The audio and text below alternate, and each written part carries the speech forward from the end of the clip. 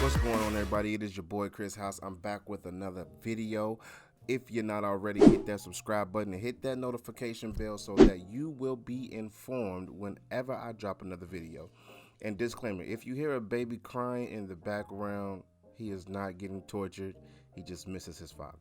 But until then, let's get into the video, guys. Today, I am going to show you just a few tips on how to price your artwork.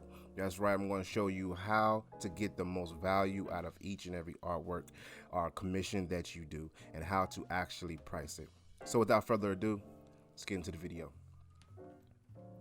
So as you know, today I want to go over how to price your video, or how to price your commissions, how to price your artwork, and I got a few tips for y'all.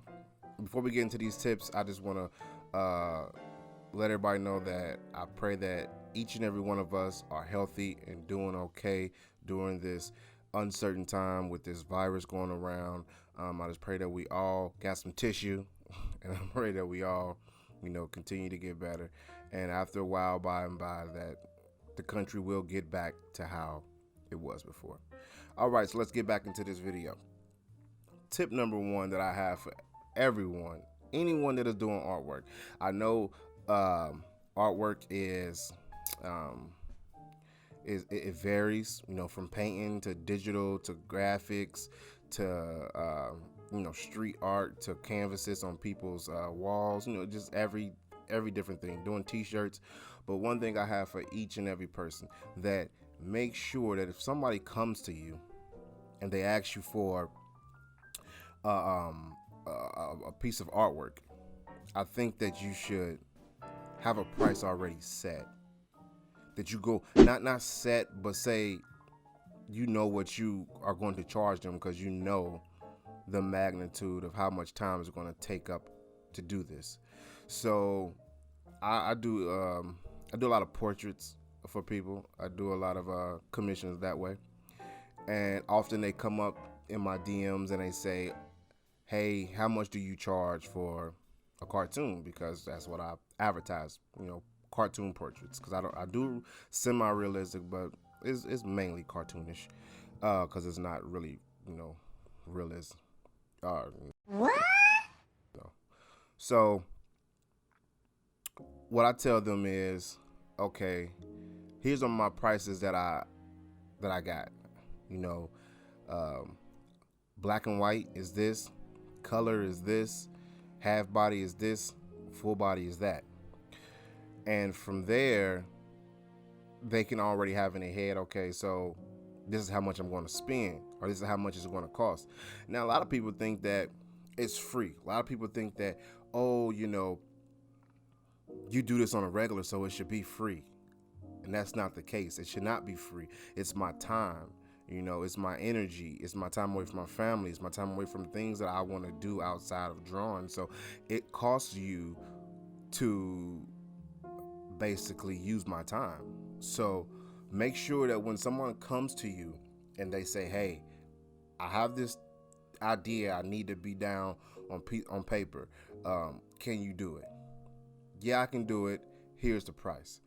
Also, with that being said, be mindful and be careful, because you can sketch up an idea. If you do not have I put watermarks on everything that I do now. But if you don't have a watermark or some sort of thing that's kind of like screwing, or really, nigga, bad choice of words, that's like obstructing the view of the portrait or the picture or the paint, whatever you're doing for the first idea to send them, then it's a good chance that they can steal that, and then they can replicate their own idea with that, or they can send it to somebody else who's cheaper, and they will just basically replicate what you try to replicate what your initial idea was. Be mindful of that. I've got burnt like that a couple times. Also, never really go under the price that you set at the beginning. When you go and you negotiate these things with these people. You negotiate these prices. You say, hey, this is the price that I cannot go under, because again, this is how I put food on the table if you are a full-time artist, or this is how I supplement my income if you are a part-time artist, a hobbyist, or whatever. So I can't go under this price. Now, some people are going to say, okay, I don't want no parts of it. But the majority will understand that, hey, this is a business. This is my livelihood. You wouldn't go to a Hobby Lobby. You wouldn't go to some place that sells, paintings or sell clothing and go in there and say, if there's not a sale, you go in there and say, hey, even though this shirt is $50, I'll give you $30 for it. You wouldn't negotiate that. You would buy it for what it is. And since even though you are artists, or you are an artist. What? Since you are an artist, then some people believe that it's not a real job, it's not a real occupation. I can get what I want out of you. And that's not the case. What you need to be doing is saying, okay, I'm going to support you and support this artwork. So never go under your price, because people will take advantage of that, and they will. I promise you, I've got taken advantage a few times in my earlier days for this, and they will try to lowball you. So be careful. Never, ever, ever work for free. I've done this in the past, and it came to bite me in the butt. Don't work for free, guys. When I say don't work for free, I mean for them shout outs, for them follow you do this and I'll get you X amount of followers. Don't do it, because it is a waste of time. I know some people do it. I mean, I would do it when I was beginning. I did it for promotion, but somebody didn't come to me and ask me to do a commission for them, and I did it for free. They how do I put if I do it out of promotion, if I want to do it to promote myself, then I pick and choose who I want to work with. I pick and choose who I want to draw or whatever. Nobody's going to come up to me and say, hey, I want you to do my picture for free so I can place it on my page and I'll get you followers. Because lo and behold, I can just do your picture if I ask you in the beginning, because I want to do it, and just tag you. And then that's the way I can get followers, because people are going to maybe looking for your name, or they're going to see your name pop up and they're going to say, oh, I know this person, XYZ. So never do shout out for shout out. Never do